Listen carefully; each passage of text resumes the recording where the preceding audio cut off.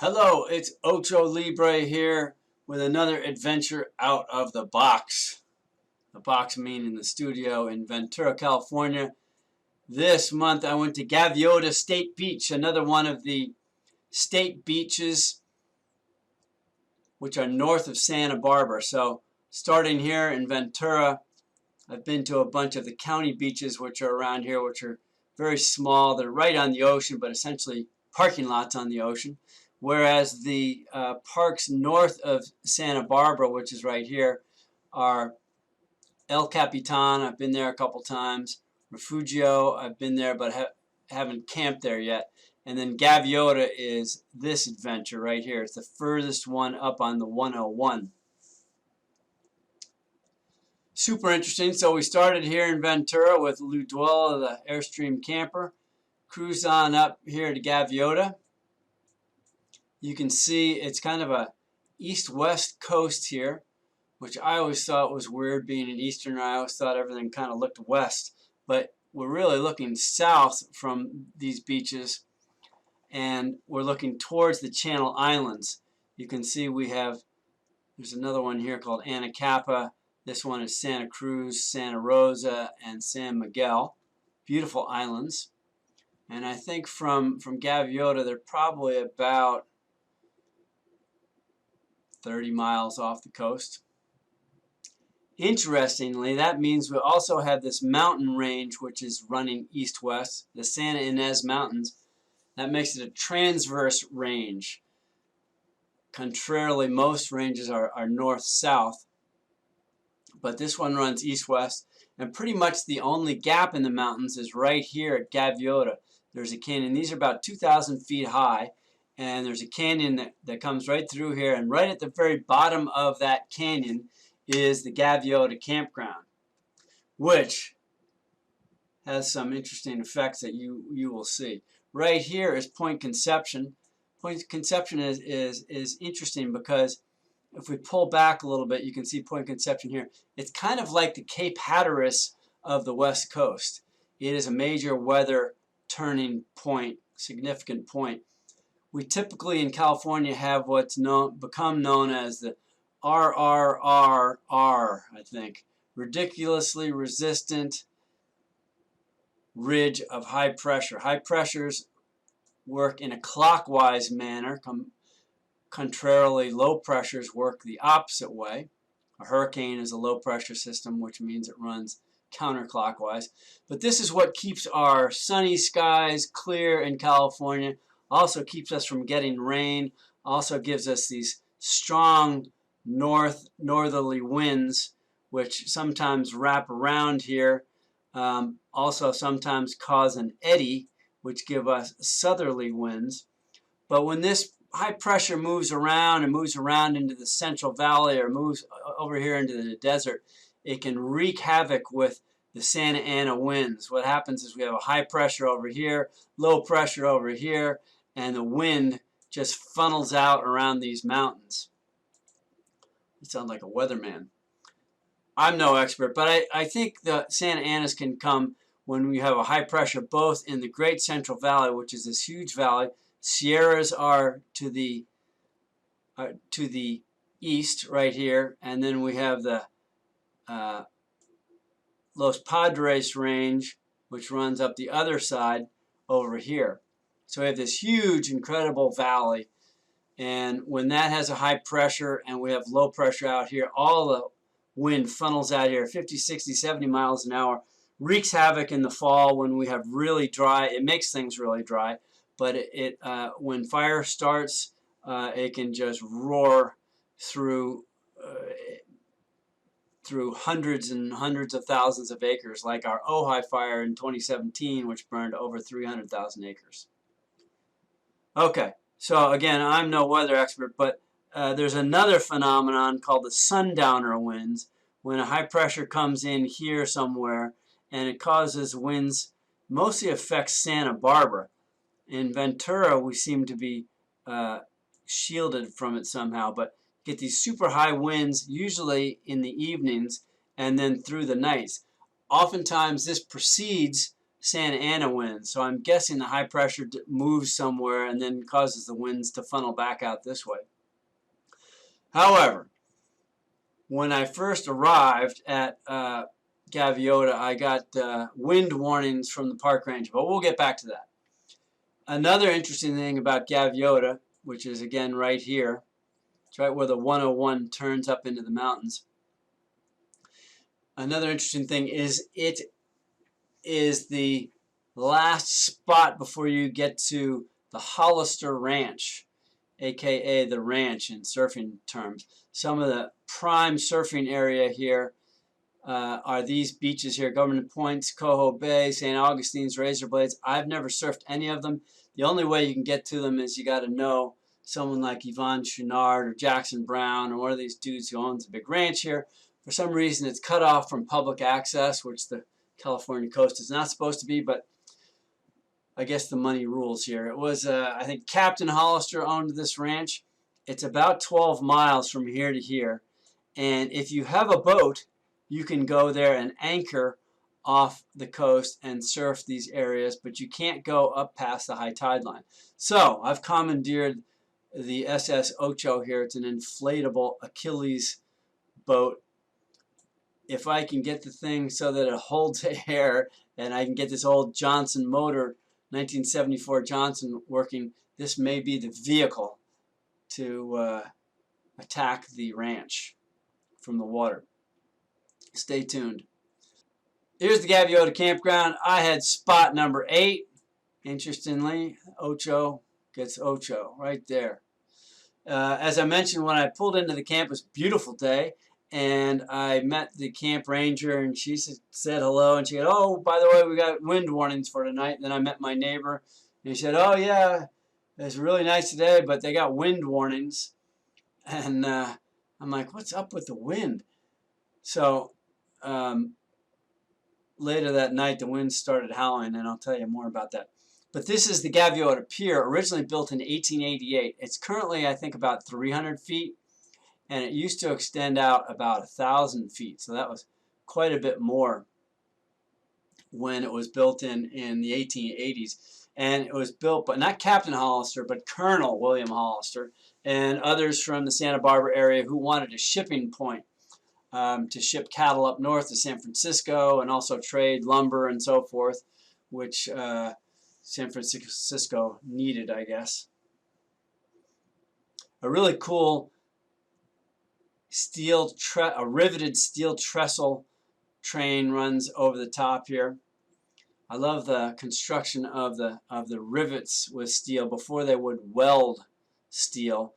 These were molten hot rivets which go through a piece of steel and then they're pounded flat on the other side, and that's what keeps the steel together. I think it was late 1800s through early 1900s when this technology was used. But it looks cool. They even made skyscrapers. You see the old pictures of the Empire State Building. I think they used it for that. But the Gaviota Pass, so there are a bunch of trestles all the way up and down the coast. And the Amtrak train and freight trains still use this track every day. But the pass itself is about 2,000 feet deep.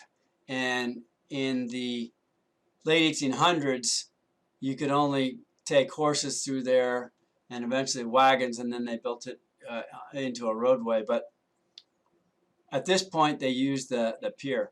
So here I've walked down the beach a bit, and you can see the pier in the distance, and you can see all this really cool rock formation. By the way, the train tracks run all along the top here, and then basically it's stone, but it's this stone, if you grabbed a piece of this stuff, it just flakes right off.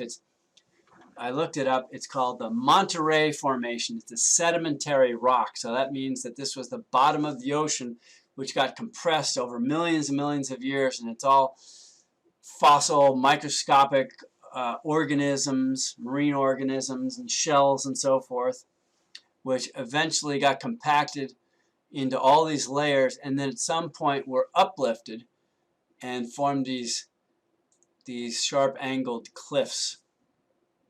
And I don't know exactly how that works offshore, but there's various trenches and things offshore here that make it interesting too.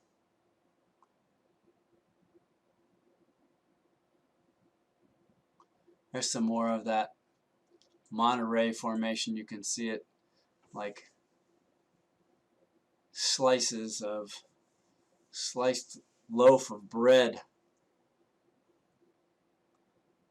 Beautiful ocean. So this was when I arrived, which I think was a Tuesday, before the winds howled. The next day, this was just solid white caps. You can see the train tracks up on top. Again, this is the day before. Beautiful. You can see all these kelp beds off the coast here. And the train runs back and forth.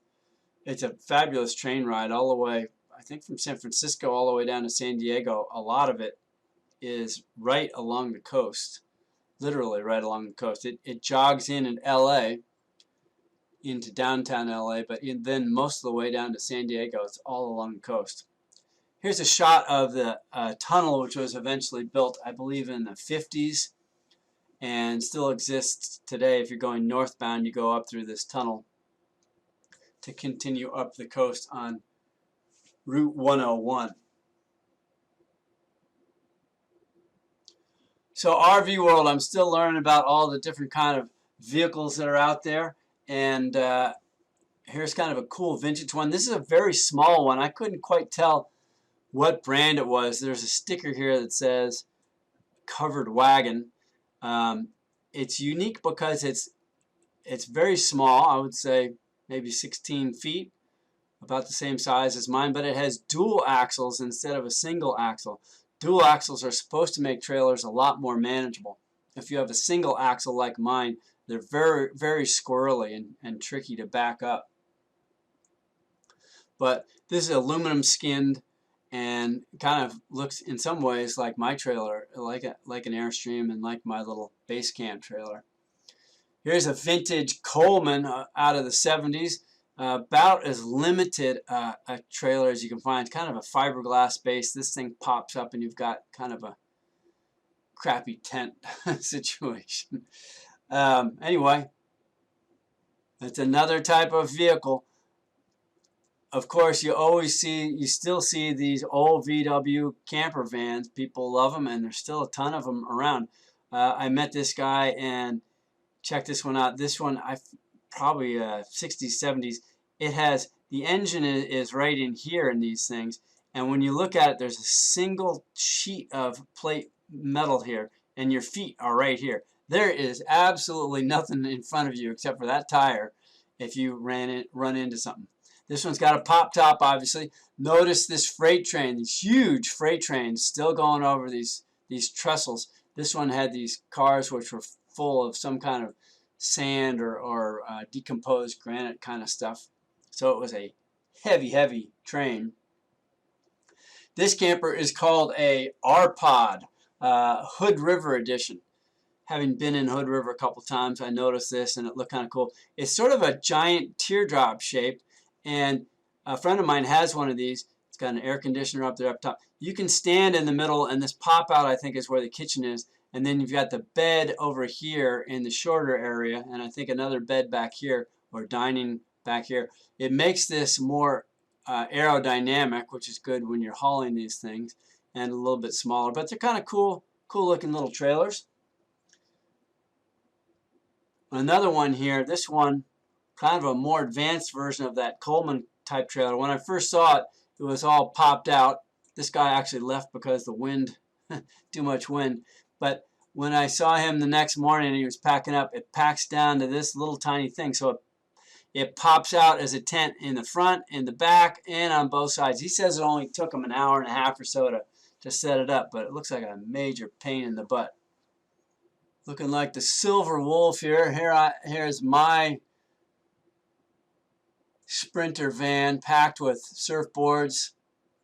I have a solar panel on this and a very simple kind of bed layout, but I've also got the trailer as you may know. So a couple things I did. It was only calm for a few hours in the morning when I did some e-foiling and paddling, but then it was literally so windy I couldn't even hang out at the campground. It literally blew sneakers off the ground. So there's a hike from the campground to the wind caves, appropriately named the wind caves, and take a look at, notice this little hole up here. You'll see it in the next slide.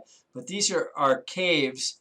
I think they're called Aeolian caves, which are carved out of the sandstone by wind. And I don't know if they're carved by the wind coming from the north and backing up into these, or if there were southerly winds, but obviously occurred over eons. What I wrote down here is wind caves, also known as Aeolian caves, formed by the forces of wind, sculpturing the rock with sand like sandblast. And they're not very deep, but they're cool caves. That's that same hole that we were looking at. And I climbed to the top. Here's one of these caves, and you can see these interesting kind of like honeycomb formations. Almost looks like a wasp's nest or something like that. But very cool caves. Here I'm sitting inside, I think the same one I just showed you. You can see below the trestle bridge and the campground right here. You can also see Santa Cruz Island. Over here is a oil rig. There's quite a few of them in this Santa Barbara channel here. I would say maybe 20 of them. Some of them are decommissioned now, but apparently will never be taken away. They're now becoming quote-unquote marine sanctuaries because marine life, the structure is good for marine life. Oh well. Here's the campground. So it was so windy. This campground was literally full when I came in, and it's almost empty. These campgrounds, you have to reserve 6 months ahead of time. And there were some big boys here and all kinds of tents and things. People, you can still see one tent. Most of the tents got blown down overnight. It was literally blowing 50, 60 mile an hour. It shook my camper. There I am right there. It shook my camper consistently. Those are gale force winds, 50, 60 mile an hour winds. So I even tried to read, and I did read this book, which is a terrific book on surfing and world travel. Guy won a Pulitzer Prize for it. It's not just a goofy surfing book. If you're interested in surfing, highly recommended. Anyway, I tried to put up an umbrella behind my chair and read in the roaring wind, but it was so bad. The umbrella literally, I had my arm and my leg holding it down. The wind would circle around from the other side, collapse it. I gave up, drove 15 miles up the road, through the pass to Firestone. Firestone Walker Brewing, a really terrific California brewery, which when I first moved up to Ojai in the around 2005, this place was just a tiny shack, and they've done really well. Their main brewery is about 2 or 3 hours north in Santa Maria, and this one here is just about 14 miles north of Gaviota, and it's super cool. They fixed it up incredibly beautifully. Inside the dining room, this is an example of one of the tables made out of an old fermenting tank or something like that. It also is the brewery where they experiment and they do all of their barrel-aged beers. So you can see this is the barrel room. Got these huge barrels here with all these cool custom stainless steel racks and so forth. But they brew all kinds of stuff in here. Wild ales, which means that it's fermented, naturally fermented from the air versus using yeast. Also a variety of dark ales generally that are aged in everything from bourbon barrels, tequila barrels, gin barrels, wine barrels. Firestone's also a winery, so I guess they had a lot of knowledge in this. But you can see here, there's a tequila, one that was in tequila, gin, and these barrel-aged ales typically age well, almost like wines. But you can see there's a couple of their older vintage anniversary ales over $100 a piece. So I sampled a couple small ones. I did go foiling. So you may have seen this before, but it's my only video that I've taken while I'm doing this. Barrel full of laughs. I'm still learning. But like I said, I foiled a couple hours every morning. So the wind just howled through this pass starting about 5 o'clock at night. And then maybe about 8, 9 o'clock in the morning, it would taper off and the winds would start to come from the northwest and rip down the coast. And then they eventually started cranking down along the coast this way. But so I foiled over in this area for a bit, and then I paddleboarded one day up about 3 miles, up about this far on my paddleboard into the wind, and I went as far as I could. The wind kept getting stronger and stronger until literally I could not make any headway. So I got to check out a little bit of the ranch, but even without the wind, it would be a real workout to paddle down there, surf for a good session, and then paddle back. So we'll see how if the SS Ocho is able to make it up here, and I'll keep it posted on that. I have 2 parting shots for you from Gaviota. By the way, the next Ocho adventure will be Refugio Beach, which is a really beautiful beach. Hopefully not as windy. I know they're definitely not as windy, but this was unusual, the extreme wind that I got. Anyway, here's a beautiful lifeguard station. I like these. They're formed out of fiberglass. They're sort of cool. They've got solar panels up on the top, the radio tower. It folds out so that it gives, this front folds out so it gives the lifeguards shade and also some shelter. I guess they have radios in there, which is what the solar panels do. I don't know. Anyway, they're kind of cool. I've never seen them anywhere else other than California, just like this. When I was a kid in Long Island, they're all made out of wood benches that the lifeguards sat on with umbrellas on top of them. At any rate, you can see a oil rig there. You can see Santa Cruz. And here's a shot of the pier, one which I tweaked a bit, obviously, but this was the very first day I got there. You can see all the people in the water over here. The one day that everybody was swimming.